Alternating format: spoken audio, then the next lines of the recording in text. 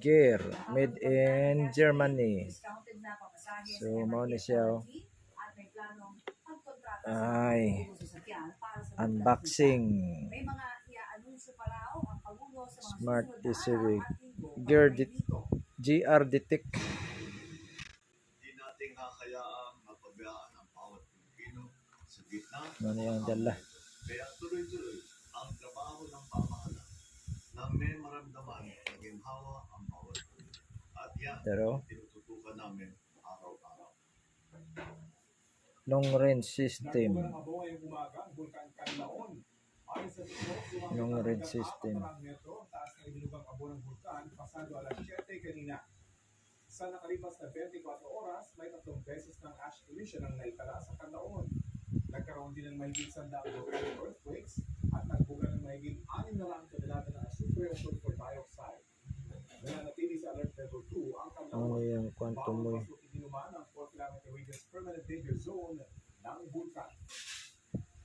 Charging ko niya sa sakyanan. Super typhoon na ang pinapatayang bagyo sa Pacific Ocean. Charger.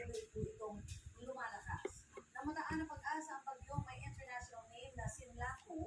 Mahigit 2,000 kilometro silangan. Wala may kwan? Taglay po ito ang lakas ng hangin Wala yung 215 kilometers per hour. Ayon sa pag-asa, mababa na ang tsansang pumasok ng nasabing bagyo sa Philippine Area of Responsibility dahil lilihis po ito ng direksyon.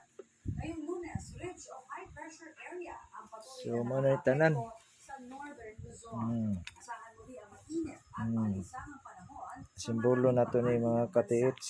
Posible pa rin sa ilang lugar ang mga local thunderstorm. Base po sa rainfall forecast ng Metro Weather, may chance ng light to moderate rain sa ilang panig ng Cordillera, Zambales, Southern Luzon, Visayas at Mindanao.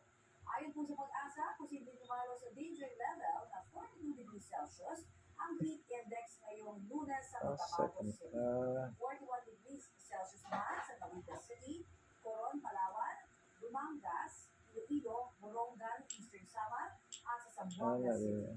40 degrees Celsius ang posibleng heat index o damang init sa Pasay City, Apari at Tubigarao sa Cagayan, San Ildefonso, Bulacan at sa Tanawan, Batangas. Dire din eh. Patay sa karambola ng mga sasakyan sa Antipolo Rizal ang isang minong edad na rider. Ang driver ng sasakyan ng araw sa biktima at ibang sangkot, umani na kainom. Balik ang Titibang Alegre. Nagkarambola ang 4 na sasakyan sa bahagi ng Marcos Highway sa Antipolo Rizal pasado na sa Iscagari. Kita ang mga motorsiklong nakatumba sa kalsada at may bakas na dugo sa semento. Sa investigasyon ng pulisya, isang puting van ang nang-araro ng 3 motorsiklo. 4 ang sugatan ang nagpapagaling pa sa ospital. Dead on arrival naman sa ospital ang isang rider na minor de edad. Sinisingat pang makita ng pahayag ng pamilya na nasa biktima. Tapos kani motorcycle na papunta namang Southville. Nagkarambola na po yun. Naisugod po sila lahat sa Kabaling Hospital. And then napag-alaman po na itong rider ng vehicle 3 na motorsiklo is dead on arrival po siya sa hospital. Siya po ay 16 years old. Ayon sa pulisya, nakainom ang driver ng puting van. Nakainom po siya. Kaya po siya nagkaroon ng human error. Umamin naman ang driver na siya'y nakainom at humingi ng tawad sa mga biktima. Wala po akong maalala sir sa napagla ko. Babala ko sa alcohol content ko sir. Pero mali ko po talaga eh. Kasalanan ko po talaga. Pasensya na po talaga. Sasampahan ng driver na reklamo representative has resulted in homicide and multiple damage to property. Nagbabalita para sa kani dire siya. Ito ang GMA Regional TV News. Sumagpok ang isang wind van sa kasalubong po ito na isang trailer truck sa Biagi, Nueva Vizcaya. Bumangga ang wind van sa poste at linya ng kuryente sa barangay San Luis. Sugatan ng driver at 3 sakay ng wind van. Nakalabas naman sila bago namuli ng apoy ang truck. Ayon sa pulisya, pumalyak preno ng wind van ang sanhi ng disgrasya. Dahil po sa insidente, nawala ng kuryente at bumigat ang trapiko sa lugar. Walang pahayag ang mga sangkot sa aksidente. Bisado ang isang truck sa Tabaco Port sa Albay dahil sa illegal umanong pag-transfer